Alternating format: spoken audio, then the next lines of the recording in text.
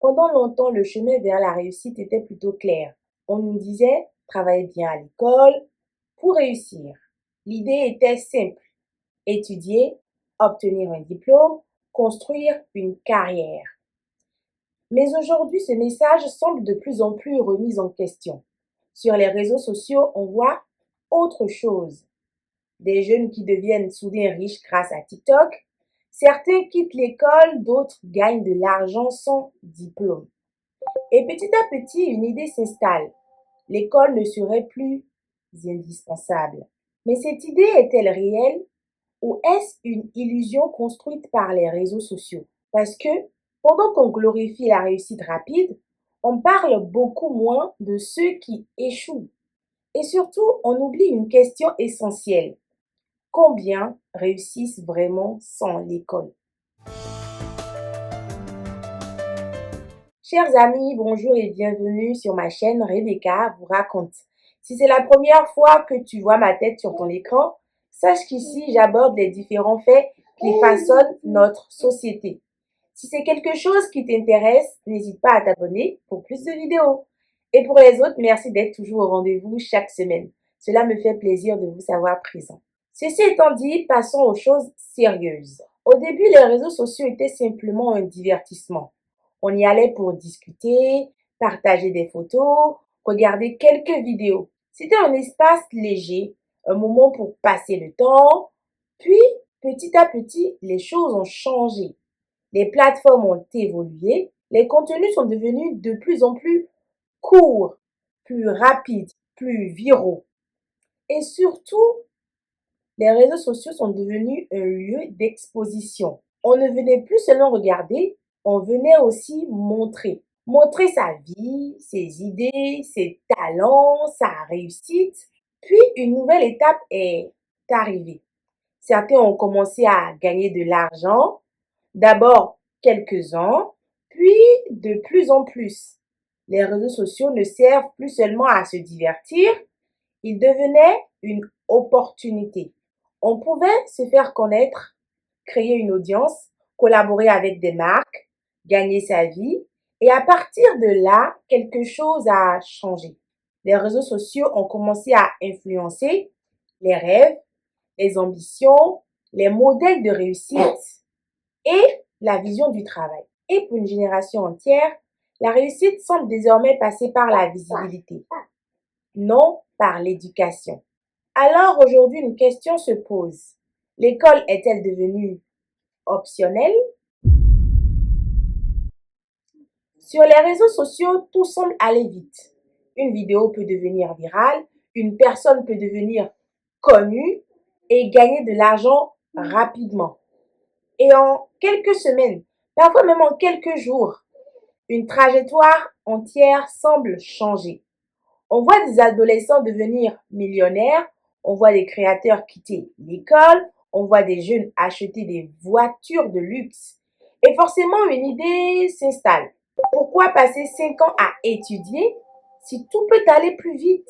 Petit à petit, l'école paraît lente, presque dépassée, démodée, parfois même inutile. Mais cette perception repose sur un phénomène bien connu en psychologie sociale, le biais de visibilité. Les réseaux sociaux montrent ce qui fonctionne mais rarement ce qui échoue. On voit les vidéos virales, mais on ne voit pas les milliers de vidéos ignorées. On voit les richesses des influenceurs, mais on ne voit pas ceux qui abandonnent. On voit les réussites rapides, mais on ne voit pas les années d'efforts invisibles. Autrement dit, les réseaux sociaux donnent l'impression que tout le monde peut réussir, alors que la majorité échoue. Les sociologues Nicolas Christakis et James Fowler expliquaient déjà en 2009 dans leur livre intitulé Connected, The Surprising Power of Our Social Networks and How They Shape Our Lives, qui signifie en français l'incroyable pouvoir des réseaux sociaux et leur influence sur nos vies, que les comportements se propagent dans les réseaux sociaux comme une contagion sociale. Les individus imitent ce qu'ils voient autour d'eux, surtout quand ces comportements semblent récompensés. Donc, quand les adolescents voient des influenceurs devenir riches, des créateurs quitter l'école, des vidéos virales transformer des vies, Ils commencent à croire que ce modèle est normal, que ce modèle est accessible, que c'est reproductible. Mais en réalité, ces réussites sont extrêmement rares. Ce sont des exceptions, pas des règles. Pourtant, à force de les voir partout, elles deviennent la norme dans l'imaginaire collectif. Et cette illusion modifie profondément la perception de l'école. Parce que si réussir semble possible sans diplôme, si l'argent semble accessible sans études, si la visibilité remplace les compétences, alors une question apparaît. Pourquoi continuer à étudier? Et c'est là que le basculement commence. L'école ne disparaît pas, mais elle perd de son autorité. Elle devient une option parmi tant d'autres. Et pour une génération entière, la réussite semble désormais passer par la viralité. Avant, les modèles de réussite étaient relativement clairs. On nous encourageait à devenir médecin, avocat, professeur, ingénieur. Ces métiers avaient plusieurs caractéristiques communes. Ils exigeaient du temps, des études, de longues études, je précise, et une progression progressive, si je puis dire. La réussite était associée à l'effort, la patience, les diplômes, l'expérience. Mais aujourd'hui, avec les réseaux sociaux, ces modèles ont changé. Les nouvelles références de réussite sont désormais les influenceurs, les créateurs de contenu, les traders en ligne, les entrepreneurs digitaux. Et ces nouveaux modèles semblent beaucoup plus accessibles. Ils donnent l'impression qu'il suffit d'un téléphone, d'une vidéo, d'une idée et d'un moment viral pour réussir. Certains parcours ont marqué toute une génération. Par exemple, Kaby Lame est devenu l'un des créateurs les plus suivis au monde sans dire un seul mot. Vous imaginez? Ces vidéos simples, basées sur l'ironie, ont explosé en quelques mois.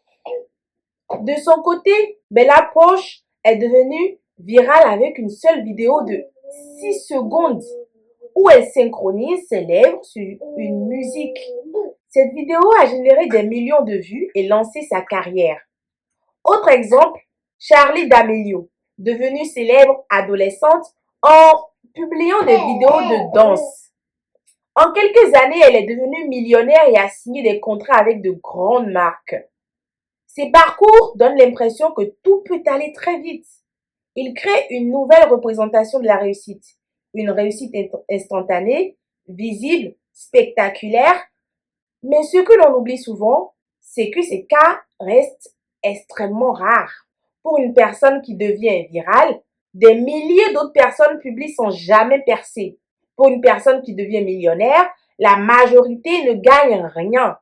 Les réseaux sociaux créent alors ce que certains chercheurs appellent une économie de l'attention.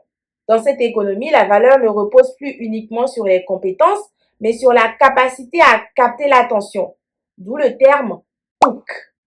Hook comme ça, ou comme ça, des hooks visuels ou des hooks auditifs. Ce qui compte, ce n'est plus seulement ce que tu sais faire, mais aussi combien de personnes te regardent. La visibilité devient une forme de capital et cela influence directement les ambitions scolaires. Parce que si la reconnaissance peut venir sans diplôme, sans expérience, sans parcours classique, alors l'école semble moins nécessaire. Petit à petit, les jeunes ne rêvent plus seulement d'un métier, ils rêvent d'être vus, d'être suivis, d'être viraux. Je dis jeune, mais moi aussi je suis très jeune. Et dans ce contexte, l'école paraît lente. La réussite paraît ailleurs. L'école demande du temps. C'est évident. 5 ans d'études, parfois 8 ans, parfois 10 ans et 12 ans, parce que j'en connais qui ont fait 12 ans d'études. Ensuite, il faut encore commencer en bas de l'échelle, construire une carrière, monter progressivement les échelons. C'est un processus très lent, structuré, mais surtout différé, car on travaille aujourd'hui pour réussir plus tard. À l'inverse, les réseaux sociaux promettent l'immédiat. Une vidéo peut devenir virale en quelques heures. Une personne inconnue aujourd'hui peut devenir célèbre en quelques jours, même en quelques minutes, que dis-je. Certains créateurs commencent à gagner de l'argent en quelques semaines. Et cette rapidité change la perception du temps. Pourquoi attendre 10 ans quand Internet donne l'impression que tout peut arriver demain? Demain. Bon, demain, pour moi, c'est samedi, mais vous verrez cette vidéo le dimanche. Cette logique modifie profondément la motivation scolaire. L'école devient un investissement long, les réseaux sociaux semblent offrir une récompense immédiate et le cerveau humain est naturellement attiré par l'immédiat. Le psychologue Walter Mischel l'a démontré avec son célèbre test du marshmallow, où il décrit que les individus ont tendance à préférer une récompense immédiate, même si une récompense plus grande arrive plus tard. Les réseaux sociaux exploitent exactement ce mécanisme. Les likes instantanés, les commentaires immédiats, la validation rapide, alors que l'école demande patience, effort, gratification différée. Résultat des courses, la motivation scolaire diminue. Une revue scientifique sur l'usage problématique des réseaux sociaux chez les adolescents montre que leur utilisation excessive a une mauvaise gestion du temps, une baisse du bien-être et des difficultés scolaires. D'autres analyses indiquent que l'utilisation intensive des plateformes réduit la concentration et la motivation en classe. Mais il y a un autre effet, le raccourcissement de l'attention. Les contenus durent 15 secondes, 30 secondes, 1 minute. Le cerveau s'habitue à la vitesse. Puis l'école demande 1 heure de cours, 2 heures de lecture, une concentration prolongée. Et soudain, cela devient plus difficile. Le professeur semble lent, le cours paraît long, l'apprentissage devient moins stimulant. Petit à petit, l'école semble moins adaptée au rythme des jeunes. Et une idée survient. Pourquoi prendre un chemin long quand un chemin court existe? Autrement dit, plus les réseaux sociaux prennent de place, moins l'école paraît prioritaire et plus la réussite rapide devient attirante. Un autre phénomène apparaît avec les réseaux sociaux, la culture du vide, du contenu vide. Aujourd'hui, certaines personnes deviennent célèbres non pas pour ce qu'elles font, mais simplement pour ce qu'elles montrent. Leur quotidien, leur style de vie, leur apparence, leur vie personnelle.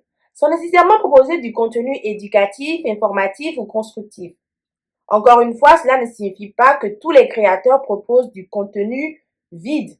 Certains créateurs éduquent, expliquent, analysent et apportent une vraie valeur. Mais une partie du contenu viral repose uniquement sur la visibilité, l'image, l'esthétique, la viralité. Et cela crée une illusion dangereuse. Réussir sans compétence. On voit une personne devenue connue. On voit les abonnés, on voit les partenariats, on voit l'argent. Mais on ne voit pas nécessairement ce qu'elle apporte réellement. Alors, chez les plus jeunes, une idée s'impose. Pourquoi développer des compétences si la visibilité suffit? Cette logique transforme les motivations. Les adolescents ne cherchent plus seulement à apprendre, ils cherchent à être vus, à être suivis, à être validés, à être viraux. Dans son livre Hygiène, édité et publié en 2017, la psychologue Jean Twenge explique que les adolescents élevés avec les réseaux sociaux accordent une importance croissante à la validation sociale en ligne, où les likes et les abonnés deviennent les indicateurs de reconnaissance. En d'autres termes, la valeur personnelle est contrôlée par le nombre d'abonnés, le nombre de vues, le nombre de likes. Et cette validation devient parfois plus importante que la réussite scolaire. Parce que l'école fonctionne sur le long terme. Les réseaux sociaux fonctionnent sur l'immédiat. À l'école, il faut des années pour réussir. Il faut faire des efforts, il faut progresser. Sur les réseaux sociaux, une vidéo suffit, une tendance suffit, ce qu'on appelle les trends, un buzz suffit. Et cette différence change profondément la perception du mérite. Le sociologue Pierre Bourdieu explique que la société valorise différents types de capital. Le capital économique, le capital culturel, le capital social et le capital symbolique. Aujourd'hui, avec les réseaux sociaux, une nouvelle forme de capital semble émerger, la visibilité. Autrement dit, avant, c'était le capital social, le savoir, les compétences. Aujourd'hui, les réseaux sociaux valorisent un autre capital, le capital de visibilité. Celui qui est vu existe, celui qui n'est pas vu disparaît. Et dans ce contexte, l'école semble perdre sa valeur symbolique parce qu'elle ne donne pas immédiatement de visibilité. Elle donne des compétences, mais sur le long terme. Et pour une génération habituée à l'instantané, ce long terme devient difficile à accepter. Petit à petit, la réussite change de définition. Ce n'est plus apprendre pour réussir, c'est être vu pour exister. Petit à petit, un phénomène apparaît. Un phénomène discret, presque invisible. Les jeunes ne quittent pas nécessairement l'école, mais mentalement, ils s'en éloignent. Ils sont en classe, mais leur attention est ailleurs. Leur motivation baisse, leur concentration diminue, l'école devient secondaire. En ce sens, le psychiatre Serge Tisseron, qui a travaillé sur l'impact des écrans dans des ouvrages comme 3, 6, 9, 12, Apprivoiser les écrans et grandir, explique que l'exposition répétée au contenu court habitue le cerveau à des stimulations rapides, ce qui rend plus difficile la concentration prolongée demandée par l'école. En d'autres termes, le cerveau s'habitue à défiler rapidement, changer constamment, consommer sans effort. Et cette habitude entre en conflit avec l'école, car l'école demande l'inverse. Écouter longtemps, réfléchir en profondeur, se concentrer durablement. Résultat, les adolescents ont plus de mal à rester concentrés en classe. Les cours paraissent plus longs, l'apprentissage devient plus ardu, difficile. Mais ce n'est pas tout. Les réseaux sociaux influencent aussi le sommeil. Notifications tardives, défilement nocturne, comparaison sociale et la fatigue s'installe. Or, le manque de sommeil affecte directement la mémoire, l'apprentissage, la concentration. Et nous n'avons pas besoin d'un psychologue pour savoir que le sommeil joue un rôle essentiel dans la consolidation des connaissances. Sans sommeil suffisant, le cerveau apprend moins. Ainsi, l'impact des réseaux sociaux devient indirect, mais plus profond. Les contenus courts jouent également un rôle important. TikTok, Reels, Shorts, des vidéos de quelques secondes. Le cerveau s'habitue à l'immédiateté, la stimulation constante, la récompense immédiate. Et l'école devient plus difficile à suivre parce qu'un cours demande patience, lenteur, réflexion, effort. Je le dis et je le répète. Des compétences que les réseaux sociaux diminuent progressivement. Ce phénomène crée ce qu'on pourrait appeler un décrochage silencieux. Les élèves ne quittent pas l'école, mais l'école quitte peu à peu leur esprit. Et sans motivation, même les meilleurs systèmes éducatifs deviennent inefficaces. L'école sert-elle encore? La réponse, je dirais, est plus nuancée. Parce que oui, les réseaux sociaux ont ouvert de nouvelles opportunités. On peut aujourd'hui créer une entreprise en ligne, apprendre gratuitement, devenir créateur de contenu, se faire connaître rapidement, gagner de l'argent aussi. Ce sont de véritables opportunités. Mais elles ont aussi créé une illusion. L'illusion que tout le monde peut réussir rapidement. L'illusion que les compétences ne sont plus nécessaires, ne sont plus valorisées. L'illusion que la visibilité suffit. Alors que dans la réalité, la réussite rapide existe, mais elle reste rare. Et surtout, elle est souvent instable.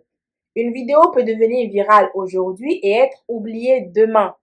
Un compte peut exploser et disparaître quelques mois plus tard. Une tendance peut rendre quelqu'un célèbre, puis le faire tomber dans l'anonymat.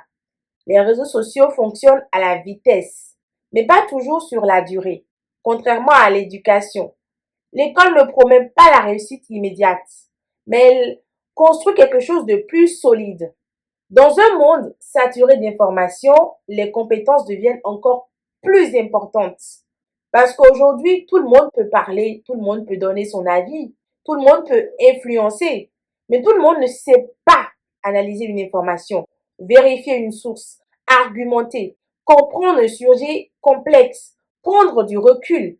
Et ces compétences deviennent essentielles parce que sans esprit critique, on croit tout ce qu'on voit sans analyser. On confond popularité et compétence. Sans compréhension, on suit les tendances sans réfléchir et c'est là que l'école garde un rôle important. Elle ne sait pas seulement à obtenir un diplôme, elle sait à structurer la pensée, apprendre à réfléchir, développer l'esprit critique, comprendre le monde dans une époque dominée par l'image, par la rapidité et par la viralité. Ces compétences deviennent même plus importantes qu'avant.